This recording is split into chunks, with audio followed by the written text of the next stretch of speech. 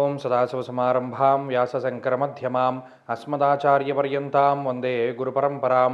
జ్యోతిషశాస్త్రాన్ని భావితరాల వారికి ప్రసాదించిన ఋషుల యొక్క పాదపద్మాలకి నమస్కారం చేసుకుంటూ, అలాగే నాకు ఈ జ్యోతిష విద్యను నేర్పిన గురువర్యులు జ్యోతిష బ్రహ్మ కీర్తిశేషులు శ్రీ ఈరంకి సూర్యనారాయణమూర్తి గారు, సూర్యశ్రీ దైవజ్ఞ గారి యొక్క పాదపద్మాలకి నమస్కారం చేసుకుంటూ, ఓం శ్రీ మహాగణాధిపతి నమః, శ్రీ గురుభ్యో నమః, హరి ఓం. వీక్షకులందరికీ నమస్కారం.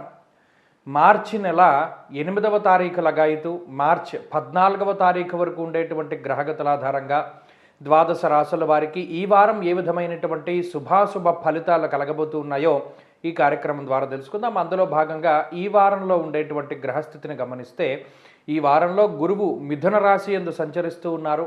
సింహరాశి యందు కేతువు, కుంభరాశి యందు రవి, కుజ, బుధ, రాహుగ్రహాలు, అలాగే మీనమందు శనేశ్వరుడు, శుక్రుని యొక్క సంచారం కొనసాగుతూ ఉండగా, చంద్రుడు ఈ వారంలో తుల, వృశ్చిక, ధను రాశుల యందు సంచరించబోతూ ఉన్నారు. ఇటువంటి పరిస్థితుల్లో ద్వాదశ రాశుల వారికి ఏ విధమైనటువంటి ఫలితాలు కలగబోతున్నా తెలుసుకుందాం. అందులో భాగంగా మొదటిది మేషరాశి. మేషరాశి వారికి ఈ వారం సానుకూలమైనటువంటి వారంగానే చెప్పవచ్చును. కారణం ఏంటి అంటే, ఎక్కువ సంఖ్యలో గ్రహాలు యోగిస్తూ ఉన్నటువంటి పరిస్థితి ఉన్నది. ప్రత్యేకించి లాభస్థానమందు రవిగ్రహము, బుధగ్రహము, రాహుగ్రహము, అలాగే కుజగ్రహంతో పాటుగా చంద్రుడు కూడా ఈ వారంలో అనుకూలిస్తూ ఉన్నారు. తత్ఫలితంగా 5 గ్రహాల తాలూకు శుభ ఫలితాలతోటి మేషరాశి వారికి అన్నింటా కూడా దిగ్విజయమైనటువంటి గ్రహస్థితిగా గోచరిస్తూ ఉన్నది.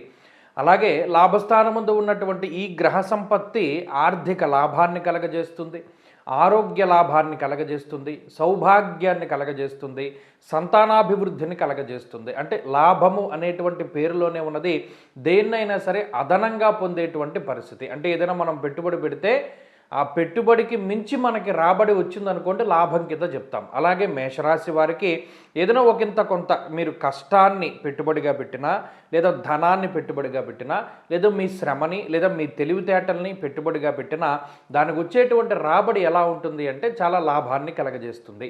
కాబట్టి ఈ వారంలో ఉండేటువంటి పరిస్థితులన్నీ కూడా మేషరాశి వారికి చాలా అనుకూలంగానే ఉన్నాయి. దూరత్ర ప్రయాణాలు చేస్తూ ఉన్నా, లేదా వేరే ప్రాంతాల్లో నివాసం ఉంటూ ఉండవలసి వచ్చినా, లేదా ఈ వ్యయస్థానస్థిత శని శుక్రుల వల్ల కొంత ధనాన్ని ఖర్చు పెడుతూ ఉన్నప్పటికీ కూడా మీకు ఎక్కడ ఆర్థిక నష్టము అనేటువంటిది జరగదు. ఎంత ఖర్చు పెడుతూ ఉన్నారో దానికి రెండింతల సంపాదన సంపాదించుకుంటూనే ఉంటారు. అయినప్పటికీ ఖర్చులు మాత్రం కొంత ఎక్కువగానే ఉంటాయి. ఈ ఖర్చుల్ని ప్రేరేపించేటువంటి గ్రహాలు కూడా శనేశ్వరుడు, శుక్రుడు, అలాగే గురుగ్రహం కూడా కొంత ఖర్చుల్ని ఇస్తూ ఉంటారు. అయినప్పటికీ దానికి తగ్గ రాబడిని కూడా మిగతా గ్రహాలు సమకూరుస్తూ ఉన్నాయి. కాబట్టి ఉద్యోగ సంబంధమైనటువంటి విషయాల్లో అనుకూలతలు ఉన్నాయి. ప్రత్యేకించి పోటీ పరీక్షలు రాసేటువంటి విద్యార్థులకి గ్రహస్థితి చాలా అనుకూలంగా ఉంటుంది. వేరే దేశాల్లో నివసిస్తూ ఉన్నటువంటి మేషరాశి వాళ్ళకి అక్కడ ఉద్యోగం కోసమని, అక్కడ ఏదైనా స్థిరత్వం కోసమని, గుర్తింపు కోసమని ప్రయత్నం చేస్తూ ఉండేటువంటి వాళ్ళకి కూడా ఈ గ్రహస్థితి చాలా చక్కగా యోగిస్తూ ఉంటుంది. కాబట్టి మేషరాశి వాళ్ళకి ఈ వారంలో చాలా అనుకూలమైనటువంటి గ్రహగతులు గోచరిస్తూ ఉన్నాయి. వీరు మరింత అనుకూలమైనటువంటి ఫలితాలని సాధించడానికై ప్రతినిత్యము కూడా రుద్రకవచాన్ని పారాయణ చేస్తూ ఉండడం చెప్పదగినటువంటి సూచన. ఈ వారంలో కలిసి వచ్చేటువంటి రోజు మంగళవారంగా చెప్పవచ్చును. అదృష్ట సంఖ్య 2, అదృష్ట వర్ణము లేత ఎరుపు రంగు. తదుపరి వృషభ రాశి.